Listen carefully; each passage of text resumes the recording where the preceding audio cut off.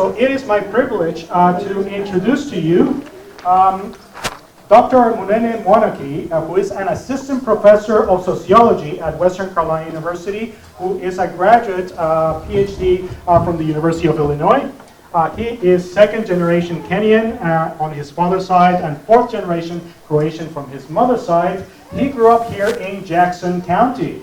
He is the author of The Black Migrant Athlete, Media, Race, and the Diaspora in Sports, published by the University of Nebraska Press in 2017.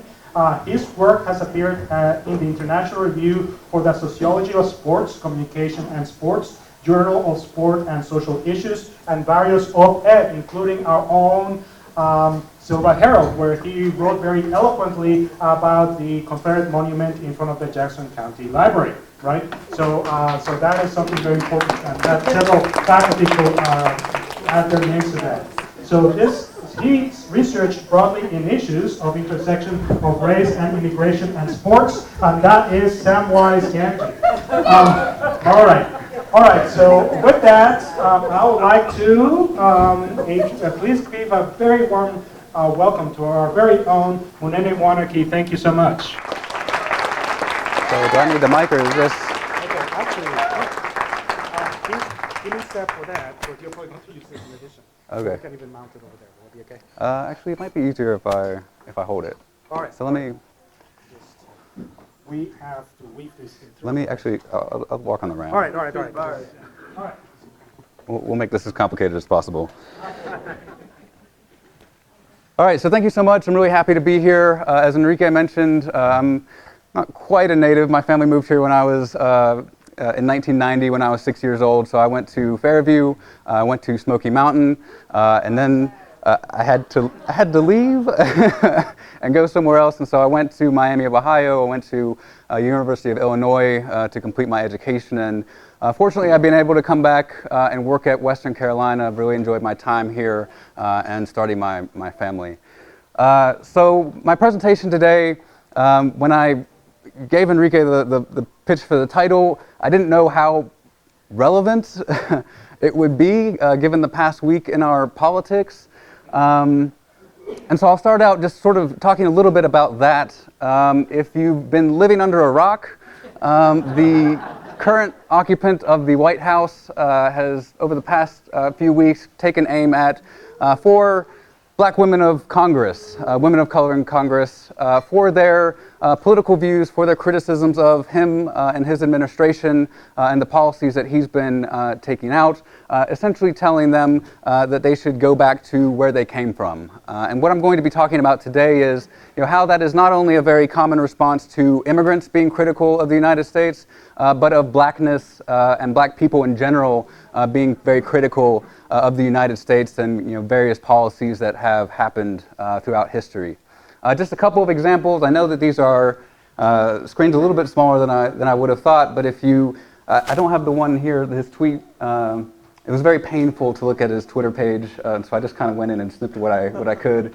But here you have July 21st saying, "I don't believe the 4 congresswomen are capable of loving our country. They should apologize." Here later on he says, "They are weak and insecure people who will never destroy our great nation." And then literally today, as I was preparing this, it was 5 hours ago, he says, "The squad," quote unquote, which is what they have been called, is a very racist group of troublemakers who are young and inexperienced and not very smart.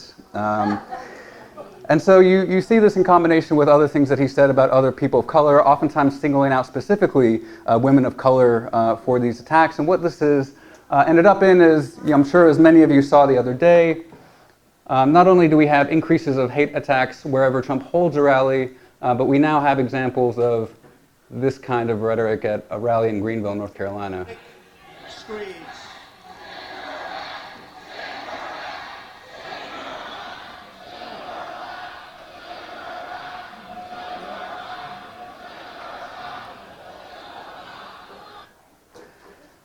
And so, of course, as I said, there's a long history of this kind of language of telling migrants, telling black people to go back. Here's a billboard from, again, a town in North Carolina, Smithfield, right outside of Raleigh.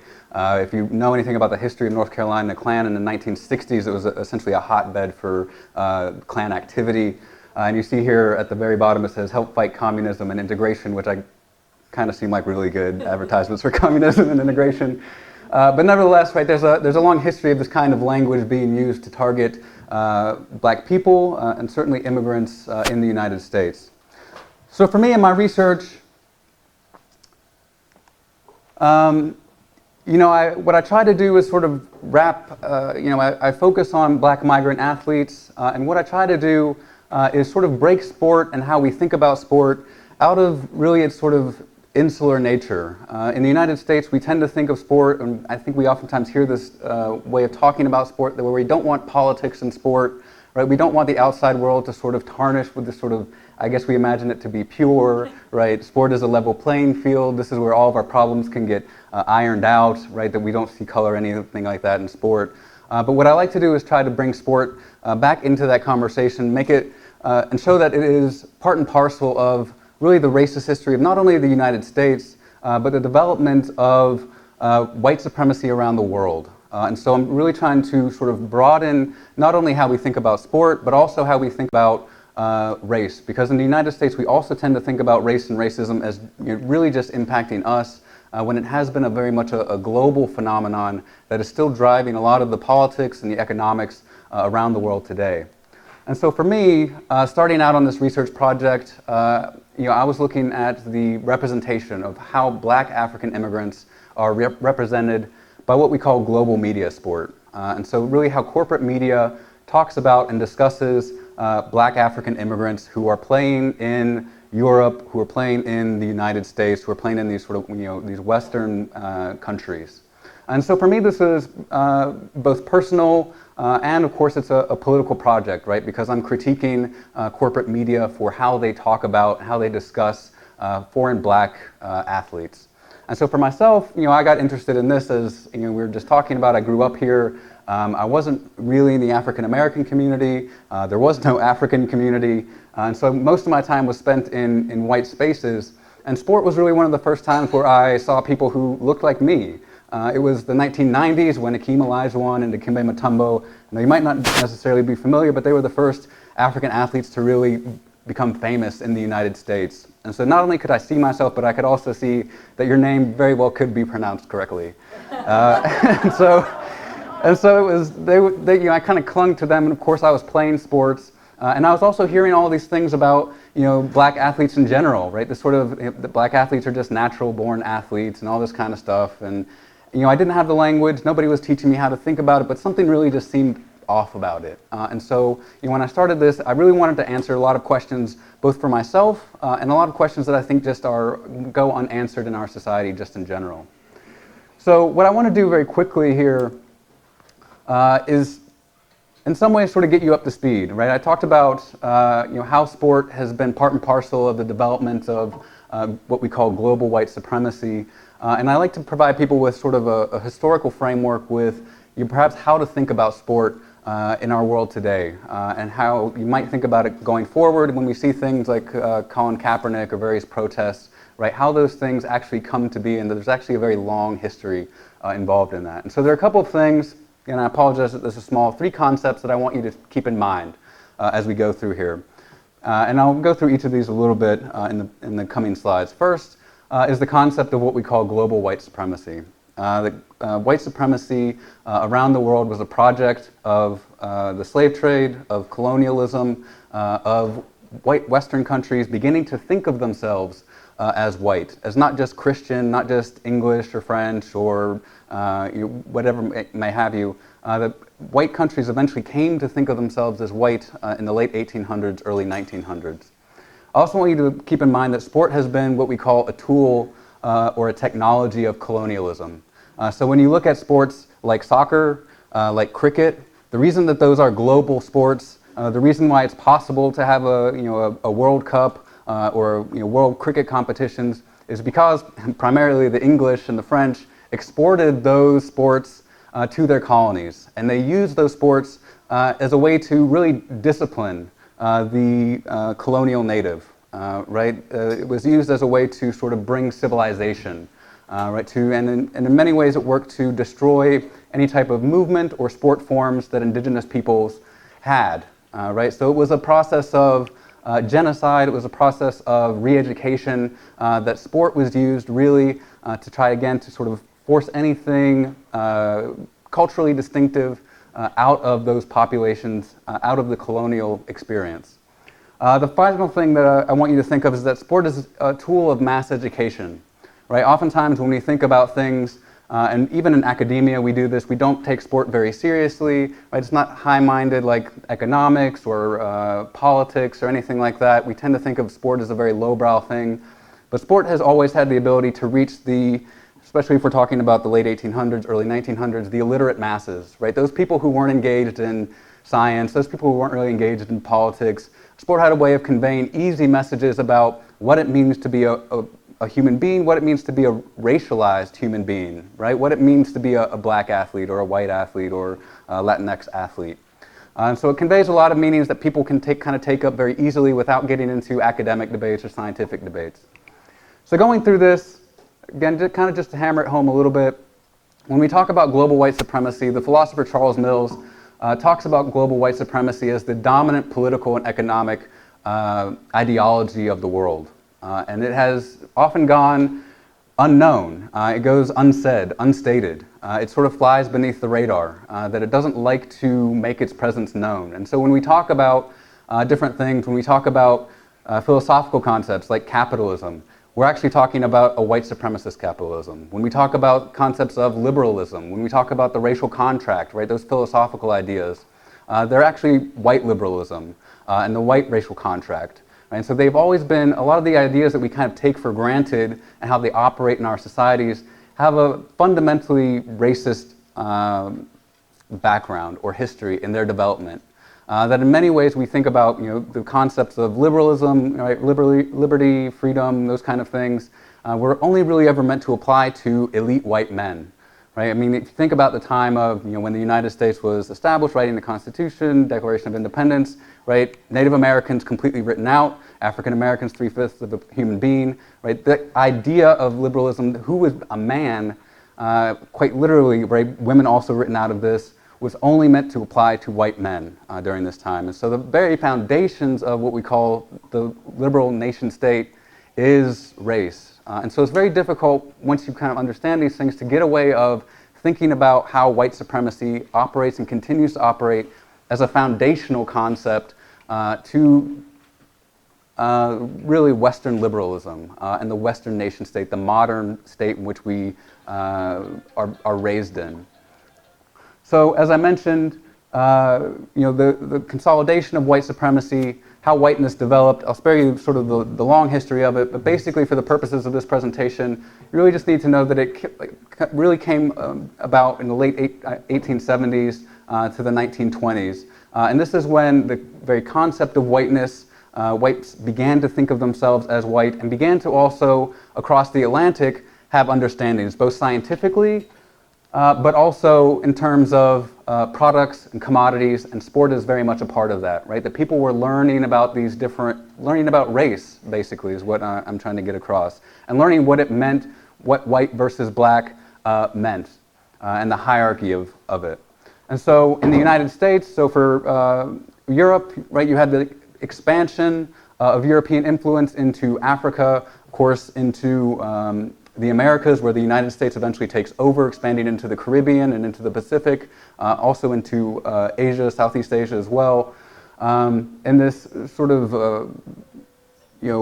land grab, right, for resources. And it's important to remember when we talk about, how these nations came to understand themselves as white, right? You think back to the 1890s and the Berlin Conference, right, where European countries sat down peacefully and marked out Africa for themselves. And so they began to understand that they all had something to gain. Certainly they would have conflicts, right? We talk about World War I and World War II. There are ways to talk about those as kind of racial wars, as deciding what form white supremacy would take. But really you're talking about how all these countries that came to think of themselves as white began sort of acting in their own interest, began to see themselves as like, and everywhere else in the world as something, as a place for resource, as a place for cheap labor, as a place for exploitation, wars, and so on. So as Western countries come to think of themselves as white, you have the development of scientific racism. Most notably, we think of concepts like social Darwinism, right, this idea academics had where they looked around society and they saw, well, white people are the richest people in the world, particularly white men. They must have evolved differently. They must be evolutionarily better than everybody else. And so these kind of ideas were coming across in the United States. They were coming across in Europe, right? They gave birth to eugenics and things like that. And so there was this sort of resonance among the intellectual elite, both in Europe and the United States, which worked to sort of scientifically define the races around the world. And this is also, right, for myself, anthropology, sociology emerged as disciplines during this time to help divide the people and explain these differences along what we understood of race at that time. You also had different forms of commodity racism, which again, as I'm talking about with sport, works to educate the masses about what are the differences between different racialized bodies, right? What it means to be white versus black. And this again is also crossing the Atlantic and giving whites on both sides an understanding of what it meant to be white and what white supremacy meant. And I have some images. I know they're probably difficult to see.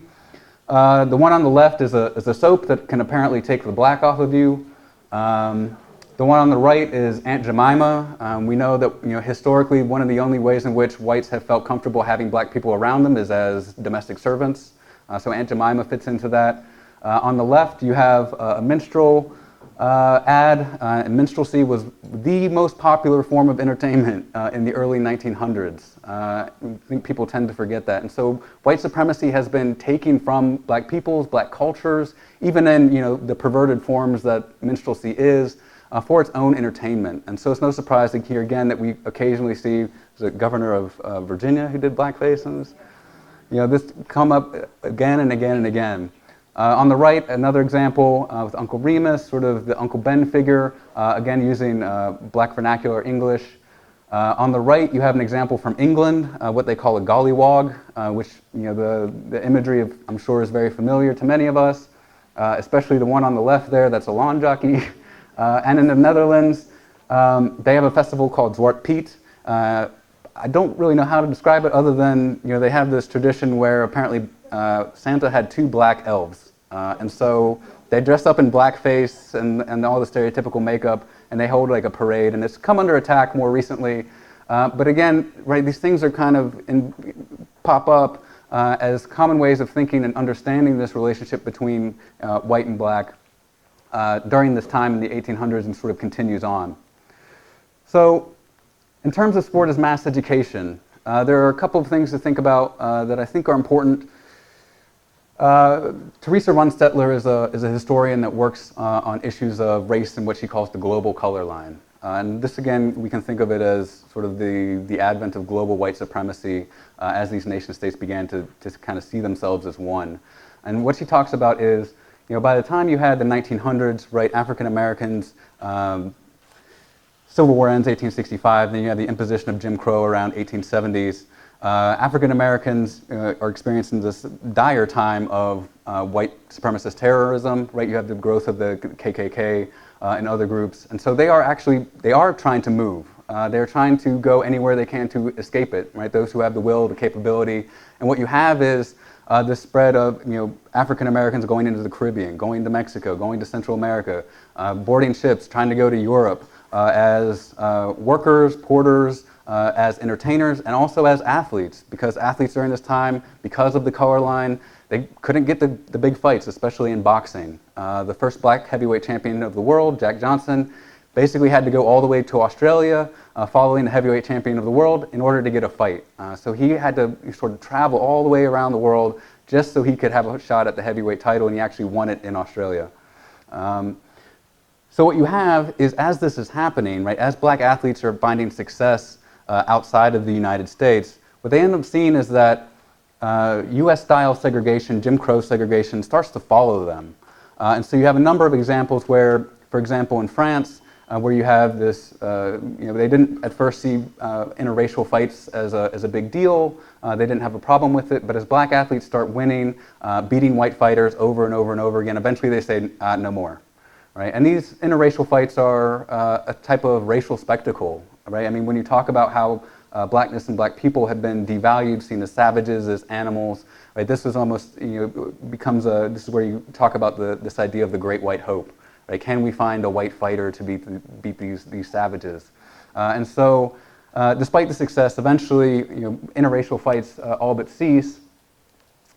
But you have, again here, this sort of idea that white supremacy is becoming even a much more global thing, even filtering into, as I have there, the Caribbean and the Americas, where you have boxing in Mexico and in Cuba and Argentina being controlled by whites. Argentina, actually, the World Cup, if you ever pay attention to it, is kind of fascinating to see what the composition of different countries is. If you look at the Latin American countries, you can tell that there's a history of the slave trade in those countries because you'll see darker faces. And when we talk about sport, generally you can see who is at the bottom of society in those countries will be represented in the most popular sport forms. Because sport is actually a form of manual labor, right? It's very difficult, it's very time consuming, takes a lot of effort, but it's usually one of the ways in which those at the very bottom of society can find some level of success, right? It's usually one of the few avenues that remains open to them. But even if you look at Argentina's World Cup team, it's basically all white. And that's because they essentially leveled a genocide against their black population, and they encouraged immigration from Germany to whiten the population. And this is something that happened in a lot of Latin American countries after the slave trade ended. To make the country less dark, they encouraged Europeans to come. So even in countries that are ostensibly black and brown, there was an effort to sort of whiten it to make it a better country, for lack of a better word. And you have examples there, Cuba and Argentina. So, as I already mentioned, sport is a way in which to sort of push these racial understandings to people who might not necessarily be engaged in scientific or academic debates, right? It sort of offers a very easy uptake of what it means to be black and white in a society. And what happens throughout the course of the 20th century, if you remember, social Darwinism basically said that whites were superior both mentally and physically. Well, as you have black boxers continually beating white fighters, that kind of becomes untenable after a while. And what you find is this shift in white supremacy. That white supremacy no longer says that you're more physically capable. It basically says that athleticism is a vestigial trait of evolution, right? That it's something that's left over, that it's an uncivilized trait that only less evolved peoples have, right? And so this is a way that white supremacy can kind of wiggle its way out. White supremacy, as we know, is very, very slippery, right? Just when you think you have it, it sort of changes course and direction and sort of moves the goalposts. And so basically, instead of saying that whites are superior mentally and physically, now it's white supremacy is defined by wealth and material accumulation, right? And so even in the change of sport used to be seen as a way in which if you were poor, you could kind of work your way up and get a job maybe through sport. That also gets cut out. Right? And so as you have black and brown people succeed, the avenues for success outside of the sporting realm for those individuals also goes away as well. You can make an argument today that whites still have an advantage if you look at broadcasters, front office people, things like that. But for the most part, sport no longer becomes an avenue for upward mobility. So, and I basically said all of that already. So when I come to my research here, I'll give you just a couple of examples of the type of things that I was looking at, how I study media, how I look at it. Media we sort of accept it uncritically oftentimes. But what I was trying to do is fill a void in what I saw in the research. As I mentioned before, when I was young, it was 1 or 2 African athletes playing in the NBA. But by the time I got to college, I noticed that there were a lot of kids with African names on the backs of their jerseys at the collegiate level and increasingly at the professional level as well, and nobody was really saying anything about it. And so it seemed like a dramatic increase to me since it went from like nothing to something. And so I decided to kind of look at it because surely we knew, somebody would say something about, hey, this guy's from Africa. It seems unreasonable that they would ignore that. I was also learning more about the history of immigration. Post-1965, we sort of liberalized or opened up our immigration policy with the Hart-Celler Immigration Act, and that allowed a lot more immigration from developing countries than ever before. And this you see basically what we call a new diaspora, that a lot of Africans were able to come to the United States as citizens or as students, my dad being one of them, and eventually settling down and having children. And a lot of the athletes that I was seeing were actually second-generation athletes like myself, all right, who had grown up in the United States. And then I was also very interested in terms of, what does this mean in terms of how we think about sort of this immigrant population as a diaspora, as a collection of people who span across the Atlantic, right, and oftentimes have family ties, have economic ties, maybe political ties to the country of origin from which the immigrant person came, right? And so, what are the possibilities for community? When we talk about diaspora amongst African Americans and in Europe as well, right, we oftentimes talk about this sort of shared experience of white supremacy. That there is very similar forms of oppression in France, as in Germany, as in England, that there are in the United States and elsewhere across the Atlantic, that black people have been really placed, removed, or now immigrated to. And so really, I quite simply began this project. It was sort of perhaps naive on my part, but I was like, I just want to see how they're represented. And I thought that this would be a very simple and straightforward project, but as you see, it kind of got me deep into the weeds of the history of the world and how it developed along colonial ideas and the development of white supremacy. And what I found, one of the things that got me interested is that I was seeing, and you're not going to be able to read that. So for example, I was seeing things for different athletes. This is from Ziggy Ansah. He's a defensive end for the Detroit Lions, where they would ask questions about, for example, here, his age. As though they weren't quite sure how old he was, and this is actually a pretty common thing. We tend to take for granted the rationality of age in this country, but oftentimes this was something that's seen as perhaps they're not keeping records, perhaps he's lying, right? The black other is deceiving us or being untruthful, and so we really need to verify his age. And you see this pop up a couple of times in my book. And so another example here. Here somebody's tweeting, Ezekiel Ansah fears for his safety moving from Ghana to Detroit. Right, so certainly some people are thinking about his immigrant status here. Right? He's not just accepted as another black athlete. Here you have one getting at polygamy. Ziggy Ansah's got that NFL contract, so now he can provide for all of his wives. And you're talking about a 20-year-old old kid here. And so I went about looking at different athletes, and you're not necessarily going to know who all these athletes are. In the sake of time, I won't go through it. But I wanted to know how they were represented, but more importantly, I wanted to get into what I call, sort of a technical term, what I would call like a web of discourse. And a discourse is a way of thinking or talking about a particular subject matter. And so I wanted to get into this sort of global, very dense network of how immigrants are just talked about in general. And so I picked 10 athletes, and then those 10 athletes got me into other athletes who were in their same circles, including other white athletes as well. Right? So I get to see sort of this broad picture of how race is talked about in a global way through these athletes and their secondary, third relationships with other athletes. And so it was enjoyable. With the advent of modern technology, I got to watch all their great moments on YouTube and things like that. It was kind of cool. But I came out with a few main findings that I think are relevant to our world today and our politics and to sport as well. And the first is that here we have immigrants are contrasted with native-born blacks. So you have oftentimes foreign-born athletes are seen as a type of what we would call model minority, that they are seen as the good black people who don't raise problems about race and racism, right? They just keep their head down and work hard and do what they're supposed to. Oftentimes we look at Asians and Asian Americans as the model minority in this country, right? They have succeeded, why haven't African Americans? And so black Africans are kind of put in a similar position by media oftentimes. Immigrants are expected to adhere to white supremacy. Again, they should just sit down and shut up. They shouldn't do anything they're not supposed to. They shouldn't rock the boat. Immigrants are kept external to the white Western nation state. So oftentimes, for example, Akeem Olajuwon became a United States citizen in the early 1990s, but he's never referred to as an American. He's always referred to as a Nigerian, first and foremost.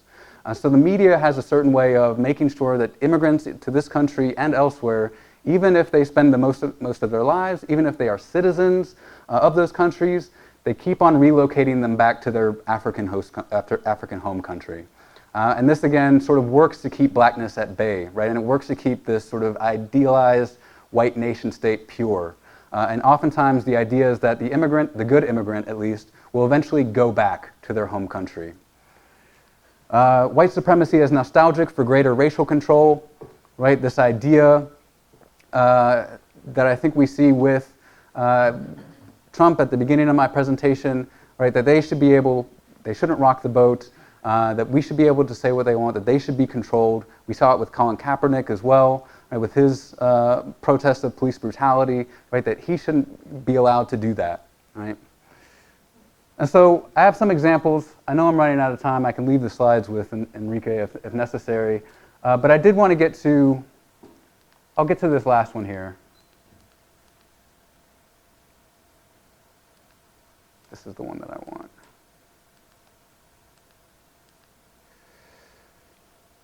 So this is an example from a soccer player named Wilfried Zaha. He was born in Ivory Coast, moved to England when he was 4 years old. So he's what we would call 1.75 generation immigrant. He's almost born in his host country, which would be a second generation immigrant. And he had a choice for his international soccer career, whether he wanted to go to England or play for Ivory Coast. Didier Drogba, who was one of the main people in my study, was oftentimes very active in trying to get other African players to play for the African sides that they were born in. But here you have the then English manager Hodgson saying there at the very bottom, when people are called up, I expect them to come running. All of this nonsense about players receiving phone calls from Didier Drogba and being enticed away. If they're going to be enticed away, they're not the right player for us. And so this sort of gets to that issue of this idea of this lost control, right, over the colonial native Ivory Coast, actually more French, but this idea that we used to have control over these people, and if they're going to sort of waffle, then away with them. We don't need them anyway. And so there's oftentimes this nostalgic pullback towards a time when they would just do what we said. And it's a very, very, I think, affronting and jarring to white supremacy to be confronted with this idea that the black other, the colonial other, might not necessarily want to be a part of that nation state. And I want to leave with just one quick video that kind of gets at this idea. This is from a soccer player, Benoit Asuokoto, discussing having a French mother and being raised in the northern city of... Hold on. My speaker went to sleep. So I want you also just to pay attention to how the media sort of frames this. And what I'm trying to get at here is just the experience that second generation, that the black other has in the host country, very often doesn't jibe with what the country thinks that it is. Right? And we're talking here about the experiences of racism, of not belonging, of not feeling a part of the country that they were born in and that they're spending most of their life in. And Asuokoto basically tries to explain why he chose to play for an African team instead of the French team. Having a French mother and being raised in the northern city of Arras meant Benoit Asuokoto could have played for France. But he turned his back on Les Bleus, opting instead to play for the country of his father's origin, Cameroon. He says he's no turncoat, he just never had an emotional connection with Europe, unlike his strong African roots. You decided to play for Cameroon, not for France. Why was that? I assumed that the video was up there. Y'all should have told me something. Where's the video? Coat, he just never had an emotional connection with Europe, unlike his strong African roots. You decided to play for Cameroon, not for France. Why was that? Because I have more feeling with Cameroon or Africa. Why? Don't know, when I go to Spain, and there is not a lot of black people in Spain, and when we see each other, he give me a sign, means you're cool. I'm cool. But when I go to France, I don't see a white person who do that to me. So it's just only about the feeling and the spirit. Do you think things will change in France? Do you think they will always have a problem with their race relations? I hope that this kind of relation between people of different color will change, but I don't think that is cool for the moment. Cameroon might... Right, and so at the end of this here, what we're talking about is really that there's been a difficulty amongst black peoples in the United States and elsewhere, really to feel belonging within those Western nation states, which were never for them in the first place, right? As I discussed earlier in the presentation. And so it's been a constant struggle to sort of break and think out of the boundaries of the nation state, to think in terms of Pan-Africanism or diaspora or transnationalism, in ways in which oftentimes are very upsetting to the white power structure that exists. And oftentimes when we hear these sort of claims of, oh, that's communist or un-American, or all these kind of things, that's been used to shut down this sort of coalition building, sharing ideas across borders, because that is threatening. What I oftentimes tell my students is that the nation-state system was designed to benefit a few elite. And so if we want to see improvements, we need to think beyond that as a limitation to our thinking and a limitation to our political action and organizing.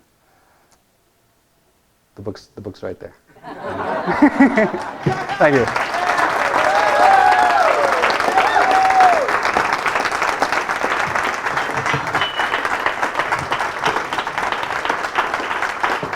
I don't know if we have time for questions or anything like that. But. We will have some time for questions. Make sure that it's not a hot mic. I'm going to be awful and claim the first question.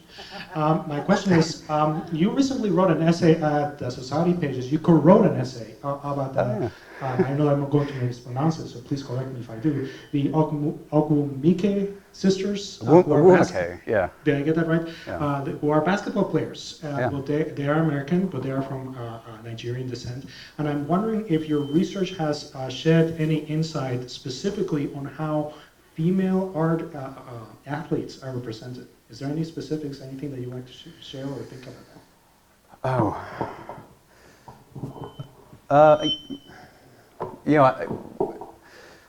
One of the sort of blind spots in my book is that, and I think it's probably quite obvious when you think about it, is that female athletes just aren't well represented. Female sports aren't well represented. They aren't often talked about in the media very much. They get less airtime, less quality programming, all these kind of things that have really sort of hindered my ability to look at specifically black African women, which is why I didn't want to focus on distance running in my book, but I had to in order to just give some sort of sample of how black African women are represented. And so I've been going back through and trying to shore up some research on that and get some of those things published. And I've been focusing on the Agwumike sisters, Nneka and Chinne, who play in the WNBA. And they're about as famous, I think, as you can get as a WNBA player. But many of the problems that black women face in general, black African women face as well. And so when you talk about the experience and the representation of black women in the United States and sort of in this theme of global white supremacy, either they are hypersexualized. The example of Sarah Bartman is probably a good one if you know that, or if you want to Google it when you get home. It's kind of a tragic story. But for the most part, they're sort of they fall into the same problems of being seen as naturally athletic, which sort of goes against what we think of women as being. But then they're also sort of related to men. So they're seen as more masculine. If you think about, for example, the representations of Serena Williams, right, where her behind is oftentimes very sexualized, her breasts are oftentimes very sexualized, but she's also a natural athlete, but also intimidating and masculine and all those kinds of things. And so that's sort of the contradictory nature of how black women are treated by the media, and the Agwumike sort of fall into that pattern as well. For women who are in distance running in my study, oftentimes what I found was kind of interesting is that their representation, their existence in the sport was used to sort of remarginalize the African countries, or to say that African countries are very patriarchal and it's just very surprising, and it's great that the men allowed them to participate. And it's fine. African countries do have problems with that, but oftentimes what that does is it sort of allows Western countries off the hook, right? To say that we're so far advanced in our thinking that we allow whatever it is. And so sometimes these things seem like positive developments, but they also sort of end up leaving our own thinking intact about some of these things, and a lot of the work that we still have to do with regards to sexism and patriarchy in our society. Questions?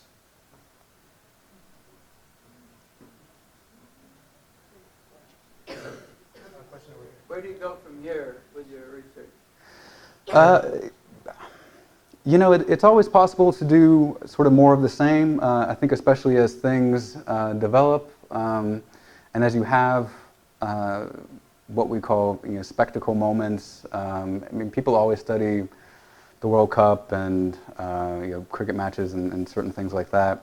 I'm really interested in sort of doing what I've done here, trying to link sport with the broader society, because I think even in the sociology of sport, oftentimes it itself is very insular and doesn't really make connections to what's happening historically, or even in a global sense. And so I'd like to try to write a history book, social theory book on that. Yeah. You thought about doing either you or somebody else, done any research on local athletes and black women and women of minority and other male minorities in county level or state level? There are people who do studies. Usually they're at like the college level, primarily because they are, in some way, they can be difficult to get access to, but they're also sort of professionalized by the time they reach college.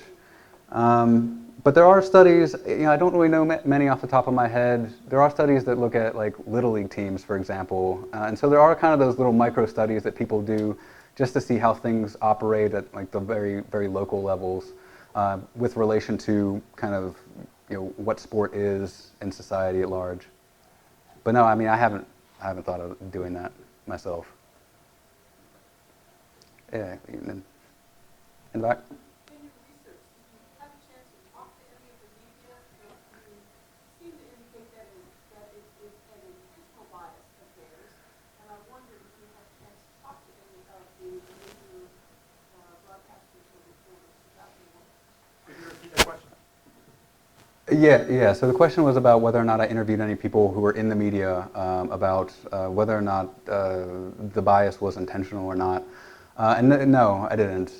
Basically, when we look at what we call in sports this global media sport, you're talking about a highly corporatized, white-owned sort of institution that sort of does this implicitly. That they have a set of ways of looking at and reporting on certain stories, and the structure is primarily white, right down from the reporters, the editors, to the people who own even sort of regional newspapers, to the larger global institutions like the Associated Press, Reuters, whatever it might be.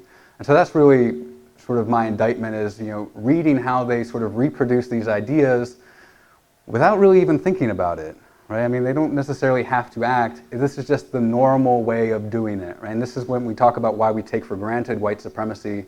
If we're not really thinking about how it operates, then because we are socialized into white supremacy, right? Even myself, even people of color, if we don't understand it, then we're going to perpetuate it.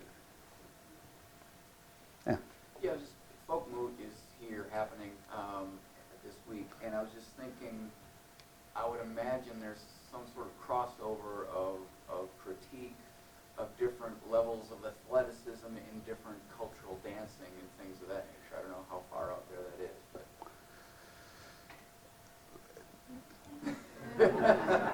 Could you rephrase the question? it was a new topic. I will say, I did read a book. I forget what it was called. I think it's called "Sorry, I Don't Dance." And it was kind of a critique of both the class and racial politics of why certain groups of men dance and others don't dance. And it's sort of a historical look of, you know, where your position as a man is in that culture and what the expectations are or aren't, what you're allowed. I mean, it's kind of fascinating because it's like, what are you allowed to do with your own body, right? And so this is, what I find so interesting about it is that these different forms of oppression keep us from expressing ourselves bodily, right? But, you know, I don't do that research. Yeah. Maybe come audit your class. Yeah, absolutely. I'd love to have you. Sure.